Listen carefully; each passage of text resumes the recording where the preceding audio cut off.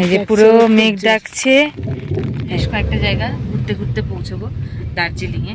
এই দুর্দান্ত ভিউটা দেখবার জন্য একবার আসতেই হয়।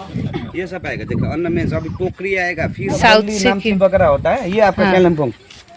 ও আচ্ছা আচ্ছা, বৃষ্টিটা হচ্ছে না, এটাই ভালো।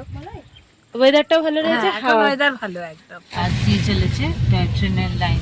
এখানে বৃষ্টিটা কমেছে ঠিকই, কিন্তু এটা হালকা হাওয়া দিচ্ছে আর বেশ ঠান্ডা লাগছে। এই সেই বিখ্যাত দার্জিলিং এর ক্লক টাওয়ার। মেঘ উঠছে, পাহাড়ের ভিউটা দুর্দান্ত। भाई पता है इतना का बनता है, हाँ। जो हमने हाथ से बना हुआ है, ये আমরা এখন সাইট সিইং করতে করতে যাব দার্জিলিং এর উদ্দেশ্যে। গাড়িতে উঠে যাচ্ছি, অলরেডি উঠে গেছে। আমাদের এই হোমস্টের জার্নি এখানে কমপ্লিট, শুরু হচ্ছে নতুন জায়গার উদ্দেশ্যে। আমাদের এবারের অফবিট দার্জিলিং ট্যুর শুরু হয়েছিল তিনচুলে তাকদা থেকে। গ্রামের দুর্দান্ত পরিবেশ, ভিউ রুম, সাথে দারুণ পরিষেবা, একদম হোমলি পরিবেশ যাকে বলে, সেই জায়গায় আমরা ছিলাম হোমস্টেতে। তিনচুলে আমাদের হোমস্টের গল্প করেছিলাম আপনাদের সাথে আগের পর্বে। সেই পর্বের ভিডিও এখনও না দেখে থাকলে ওপরের আই বাটনে লিঙ্ক দেওয়া রইল, দেখতে পারেন, ভালো লাগবে কিন্তু। এখানে পরপর হোমস্টে রয়েছে, আমরা তার মধ্যে দিয়েই বেরিয়ে যাচ্ছি আর কি। দারুণ সুন্দর সাজানো গোছানো একটা ছোট্ট গ্রাম, ভারী সুন্দর এখানকার পরিবেশ। আমরা শুরু করেছি হোমস্টে থেকে ওই 11:30টার দিক করে।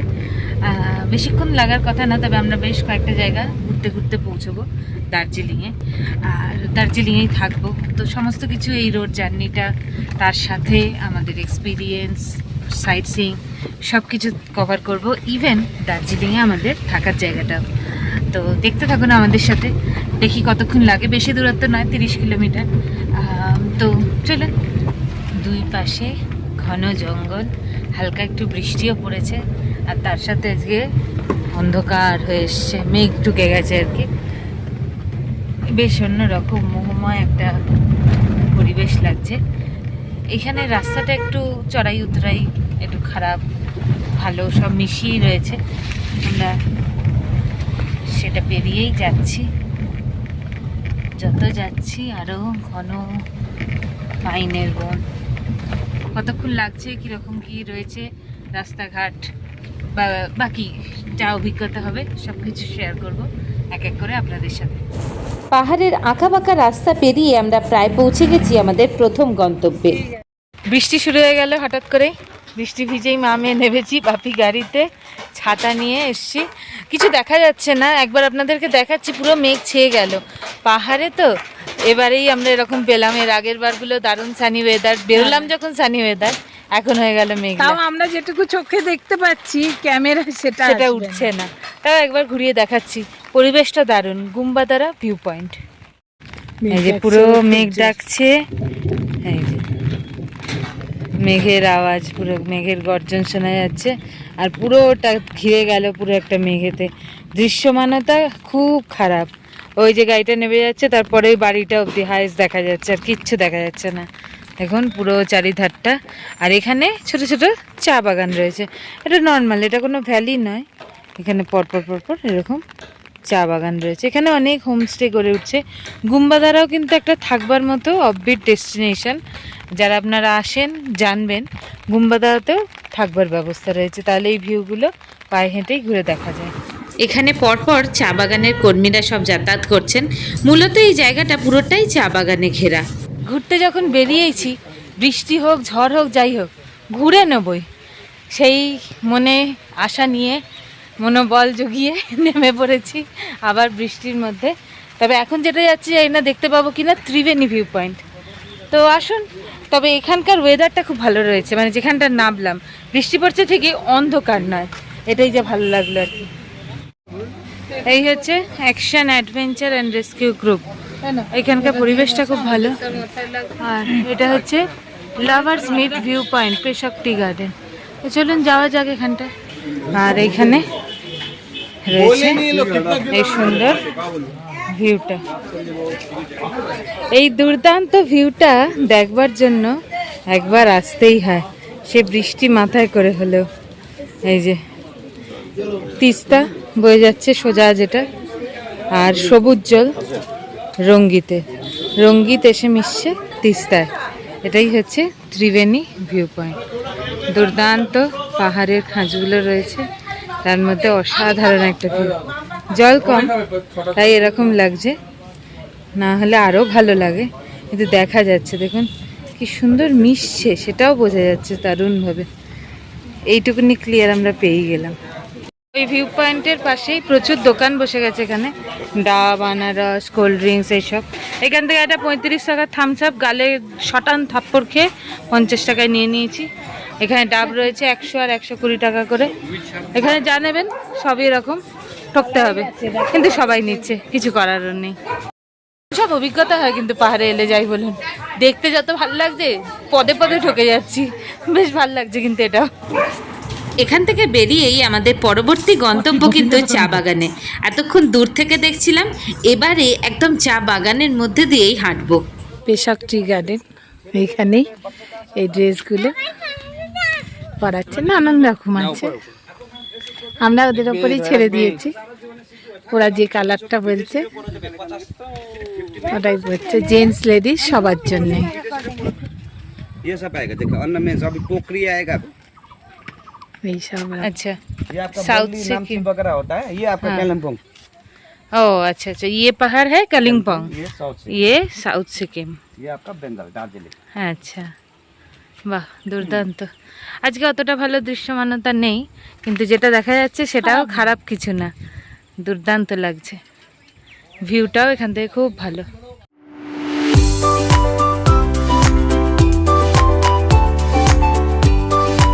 এই দোকানে, এখানে পরপর দোকান রয়েছে, আমরা এইখানটায় দাঁড়ালাম আর কি, সামনে ঢুকে। এখানে ড্রেস পরা, চা পাতা বেচা, এই সব কিছুই হয় আর কি, লোকাল মানুষ। বৃষ্টিটা হচ্ছে না, এটাই ভালো।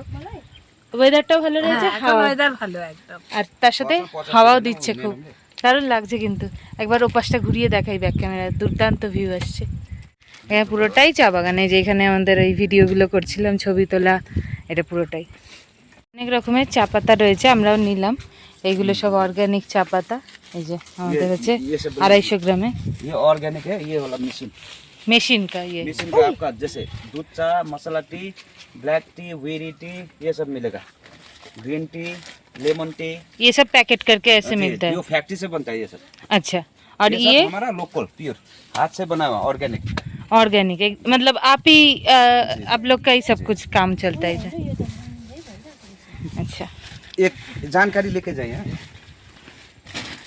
चाय पत्ता इतना का बनता है, जो हाँ। हमने हाथ से बना हुआ है, ये अभी ये फैक्ट्री में जाएगा, इसका बहुत वेराइटीज बनेगा।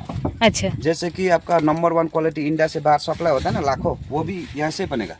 और ये फैक्ट्री में जाएगा गोलदाना CTC से लेके आपको ये VDT ऐसे का बनेगा। आपका मसाला टी वही दाना वाला, और दूध चा वगैरह ब्लैक टी सब यहाँ से बनेगा। एक पत्ती से जी, सब कुछ। वेराइटीज। ये है ऑर्गेनिक डायरेक्ट का, और ये सब Direct, फैक्ट्री में মেশিন में बनता है। বাহ, দারুণ লাগলো। এখানে পুরোটাই চা বাগান। এটা পেশক টি গার্ডেনে আমরা রয়েছি। আমরা এই এখন বেরিয়ে যাচ্ছি পেশক টি গার্ডেন ছেড়ে। অনেক দোকান, এখানে অ্যাক্টিভিটিস রয়েছে, বেশ সময় সাপেক্ষ। তাছাড়া আপনারা যদি খাওয়া দাওয়া করতে চান, এখানে সে ব্যবস্থাও পেয়ে যাবেন। আর চা বাগান, চায়ের জন্য বিখ্যাত অবশ্যই, যেদিকে তাকাবেন সেদিকেই চা বাগান। এখানে লোকাল বিভিন্ন টি এস্টেট সব কিছু মিলিয়েই রয়েছে। আস্তে আস্তে দৃশ্যমানতাটা একটু হলেও ভালো হচ্ছে। এখন বাজে 1:45, 12:47। অফবিট ট্যুরের একটা দারুণ মজা রয়েছে, কিন্তু মেন পর্যটন কেন্দ্র পৌঁছতে পৌঁছতেই আরও বেশ কয়েকটা অফবিট জায়গা ঘুরে যাওয়া যায়। এখান থেকে লামাহাটটা শুরু হচ্ছে। লামাহাটটা গেট দেওয়া রয়েছে, এখানে পরপর হোটেল, রেস্টুরেন্ট, রেসিডেন্সি সব কিছু রয়েছে। এটাও কিন্তু একটা গ্রাম, পাহাড়ি গ্রাম লামাহাটটা।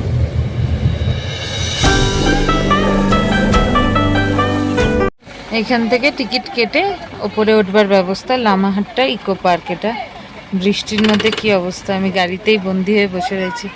বেশ জোরে বৃষ্টি শুরু হয়েছে, আর এখানে পুরো গাছের এতে এটা অন্যরকম ভিউ, কিন্তু বৃষ্টির মধ্যে আর সেটাও এনজয়েবল নয়। তবে বর্ষায় পাহাড়ে আসার কিন্তু আলাদা একটা মজা রয়েছে।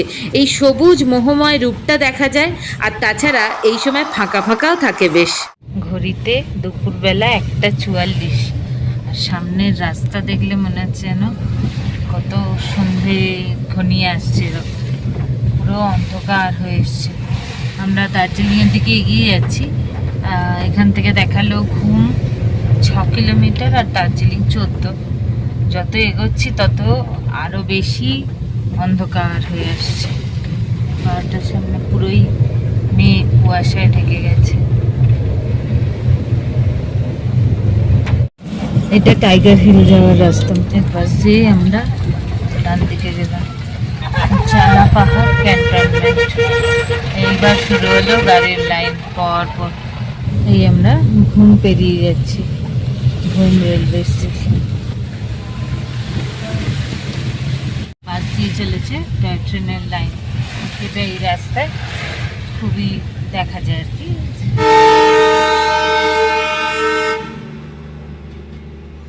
আর এই সামনেই আসছে হোম মনেস্ট্রি।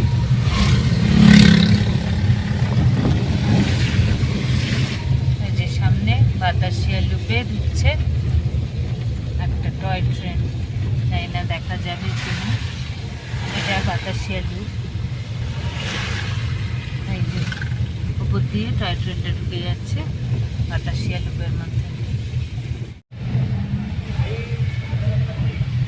এখনো অবধি জ্যাম চলছে, একটু করে ছাড়ছে, একটু করে আসছে।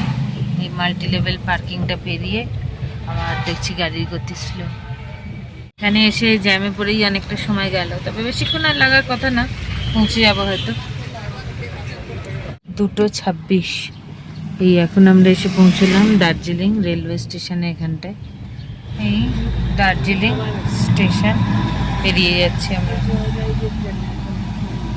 এই পরপর হোটেলের সারি, দুদিকে রাস্তার দুধারেই শুরু হয়ে গেল হোটেল আর দোকান, আর তার মধ্যে দিয়ে এই গাড়িগুলো, আমাদের মতো সব গাড়িগুলো পাস হচ্ছে। শৈল শহর দার্জিলিং ভ্রমণপ্রিয় বাঙালির একটা আবেগের স্থান। 2-1 দিনের ছুটি বা উইকেন্ড হলেই সবার মন চায় একটু ঘুরে আসি। গরম পেরিয়ে বর্ষা এসে গেছে, ভিড় কিন্তু কমেনি। এখানে রয়েছে গাড়ির স্ট্যান্ড। এখানে বিভিন্ন ওই ট্যুর এজেন্সিদের সবগুলো থাকে। সেখান থেকে আপনারা যদি ডিরেক্ট বুক করে নিতে চান এখানে এসে, আগে থেকে না করে থাকলে, তাহলে কিন্তু এখানেও এই যে ক্লাব সাইড রেস্টুরেন্ট এগুলো রয়েছে, এখান থেকেও পেয়ে যাবেন। এই সেই পরিচিত জায়গা, পরিচিত পরিবেশ, পরিচিত সমস্ত কিছু। দারুণ। এখানে বৃষ্টিটা কমেছে ঠিকই, কিন্তু এটা হালকা হাওয়া দিচ্ছে আর বেশ ঠান্ডা লাগছে। মা তো পেছনে মাথা মুড়ি দিয়েই বসে গেছে পুরোপুরি। বিখ্যাত জায়গা দার্জিলিংয়ের ক্লক টাওয়ার। এটা দেখলেই মনে হয় হ্যাঁ, এবার যেন ঠিক জায়গায় পৌঁছে গেছি আমরা। এখানেও এখন সাবওয়ে এসে গেছে। এই যে উপরে ভাইসরয় রয়েছে, তার সামনে সাবওয়ে, হোটেল ভাইসরয়। দার্জিলিংয়ে এখন ছড়িয়ে ছিটিয়ে বেশ অনেক জায়গায় হোটেল হয়ে গেছে, তবে সবথেকে বেস্ট হচ্ছে ম্যালের কাছাকাছি থাকা। আর ভানুভবনের দিকে নামলে অবশ্য অনেকটা হাঁটতে হয়।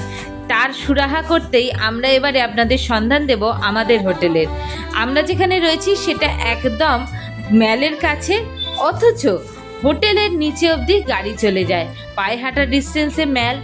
দুর্দান্ত পরিবেশ, দারুণ পরিষেবা, আর রুম যত ভালো, ভিউ তত ভালো, সব কিছু মিলে একটা অন্য রকমের অনুভূতি। আর বাজেটের মধ্যেই, তা আবার শৈল শহর দার্জিলিংয়ের ম্যালের কাছেই। এইরকম হোটেলের সন্ধান আমরা যেখানে রয়েছি সেটা নিয়ে ফিরে আসছি পরবর্তী পর্বে খুব শীঘ্রই। সঙ্গে থাকুন।